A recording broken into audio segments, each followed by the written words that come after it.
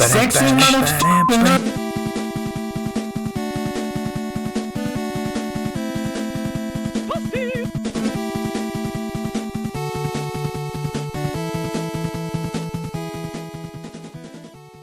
Deadpool is a Ninja Gaiden ROM hack that's been recommended to me a couple of times. Now when I saw those recommendations, there wasn't a ton of explanation or detail on what that game was. Somehow it never occurred to me that it might have something to do with the actual Deadpool character. I just kind of assumed it was a name that sounded hard and the mod was just some cool little thing with a couple of extra weapons and enemies or something. I was wrong. That is Deadpool. In every single solitary sense of the name, it's Deadpool. Even though I've never read the comics because I'm illiterate and cannot read, I can still remember when that first Deadpool movie came out. It was a refreshing change of pace from the PG-13 family-approved MCU films of the time. And to be honest, I'd probably still rather watch it than whatever they're doing now.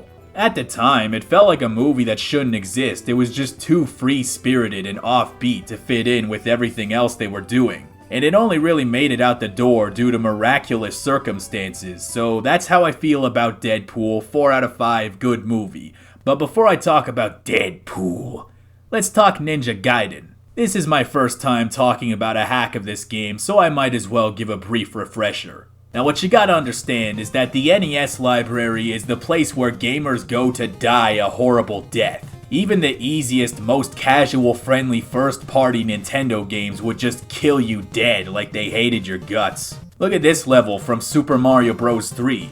This of course is one of the easier NES titles. The games that are accepted as the difficult ones are stuff like Battletoads, Contra, Ghost and Goblins, stupid-ass Fester's Quest, and of course, Ninja Gaiden 1 through 3. I played these games a couple of times and my experience with each one was basically getting a little over halfway in, dying to the same stupid thing 9 times in a row and then giving up and playing something else. The game is absolutely a product of a more technically primitive era, and yes, it can be a very frustrating piece of work.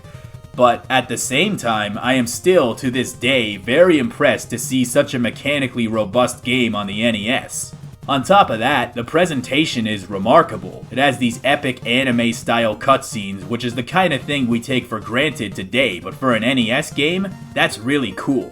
Now, these games may or may not have stood the test of time depending on who you ask, but there's no question that they have an incredible foundation and one that has a lot of potential for derivative works, which brings us back full circle to Deadpool. Captain Deadpool. Dr. Professor Mr. Captain Deadpool. The second. If you've played Ninja Gaiden before, you will be right at home. The basics are the same. You are a badass ninja jumping across rooftops, slashing dudes with your blade, and throwing projectiles, except you're playing as a guy named Deadpool. Now, Deadpool has all kinds of crazy new weapons in this game, like the super bomb, the missiles that destroy nearby enemies, its fisticuffs and chimichangas, then he hits you with a f***ing Salamanca. It's fisticuffs and chimichangas, then I hit you with Tuco Salamanca. Then there's my favorite move of all, the teleport, where you warp behind a guy, kill him, and then warp back. This move is extremely useful, and it solves the infuriating combat puzzle of the original game, where there'd be a guy at the edge of the screen who respawns infinitely, and keeps throwing projectiles at you like a dick. Hey, asshole, here's an idea. If you hate this guy so much, why don't you just remove him in post? That's actually not a bad idea. Alright, highlight this, turn that down, turn that up. Yeah, that solves most of my problems actually, thanks. Yeah, sure thing. Also, get some sound treatment for your room. I can hear the echoes from halfway across the f***ing galaxy. Ninja Gaiden turns out to have the perfect foundation for a Deadpool game. The controls and mechanics are tight and responsive. It's still astounding that an NES game doesn't crumble under the weight of all these mechanics and innovations. And Deadpool as a character just fits that foundation like a glove. Yeah, right, a glove. Or, a condom, right guys? Yeah, that's not funny, Wade. That's not the kind of humor we do on this channel. Go eat a chimichanga or something. Now, if any of this stuff sounds really fun, that's because it is, except for this one level that makes me want to kick a tree with bare feet. Even with the exception of some frustrating moments, I actually found the game to be somewhat more fluid and responsive than the game that serves as its foundation. Things like climbing and wall jumping seems to work better here. It's always great to see ROM hacks brush up on the areas where maybe the original fell short. If you are a Deadpool fan, you will instantly recognize and appreciate all the mannerisms and references. From its opening moments, it's very clear that this was made by people who really understood the project. The tutorial section of this game is Deadpool running around the pages of a school notebook fighting stick figures. There are tons of fourth wall breaks, tons of tongue-in-cheek references, and I keep expecting Deadpool to look at the camera and say something like, "Man, you are ass at this game. You keep getting me killed." On that note, one thing I really appreciate about this game is the inclusion of an easy mode, which for me, that's good, because I wanted to see all the stuff this game had to offer without the frustration of playing a game that required me to actually try. Sheesh, of course this asshole plays on easy mode. I bet he used save states too. You can see all kinds of classic Deadpool characters like Mario, Carnage, Gun Shootman, and of course, Batman.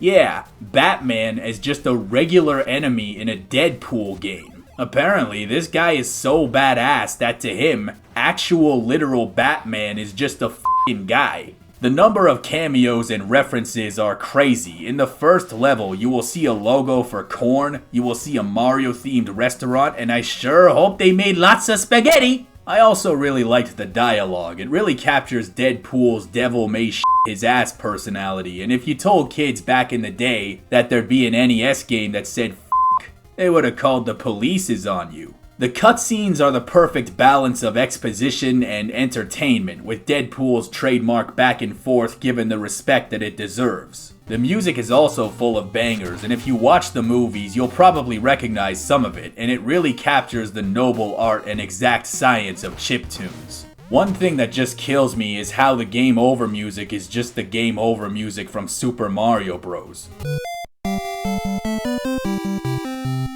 And in case you were wondering, yes, the game does play Careless Whisper during the credits. If you are a fan of Ninja Gaiden, play this game. And if you are a fan of Deadpool, play this game. And if you are a fan of both, marry this game and invite me to the wedding. This game is as fun as it is funny, and I think even if you're not familiar with the source material, there will be something in here that you'll enjoy. With the exception of some classic NES-style bullshit, it is still a very fun game once you get the hang of it, not unlike the original Ninja Gaiden. And that concludes day 14 of the marathon. Merry Christmas! What? Are you still here? What are you doing here? It's over. The video's done.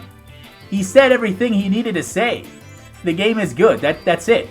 Why are you here? Are you waiting for him to tease the next video or something? Oh, well, spoiler alert, it's H-Doom. Yeah, that's right. He told me himself. What do you think he was gonna play the PC port of Zelda 2 or something? Come on, have you ever met this guy?